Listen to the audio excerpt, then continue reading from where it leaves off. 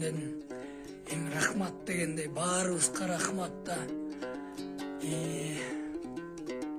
Эмне айтам, баарыбызга рахмат. Ушундай оор революция, элдик революция болгон эмес, тарыхта биринчи жолу болду. Без мародерства. Кудай буйурса, эл деген биздин эл бир сутка уктабай, тамак ичпей согуш кое алат экен да. Бир жарым сутка кыйкыра алат экен, жарым сутка согуш алат экен да. Ушундай эл экенбиз. Эми азыр кызыктар кандай болду? В общем, эртең мененки таң аткы 5ке чейин согуштум да. Согуштук кыскасы.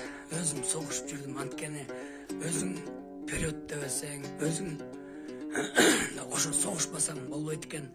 Башыма арматура менен бирөө ата элеп эле артыман согуп кетти. Бутум эмеге жарылды, жанагы гранатасына. Эми ничего эме, Кудайга шүгүр. Анан эртең менен кетип баратсам, рахмат элиме. Ген прокуратурада 200-300 киши мени күтүп туруптур. Сыймык кел, сени күтүп атабыз дейт. Мага чалышат, барсам, даже бир 500 киши ого. Булар тозуп алып, киргизишип, отургузушуп.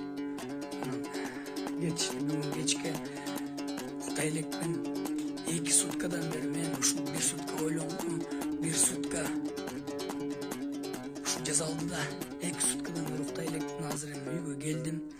Кухня 9 ушул болчу. Кухня 9.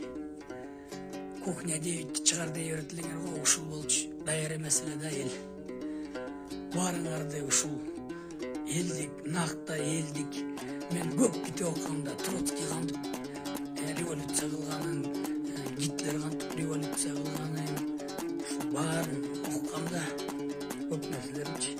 Ушулардын баарын үйдө окуп отуруп, анан революциянын башын жазадык. Революциянын алдында турдук.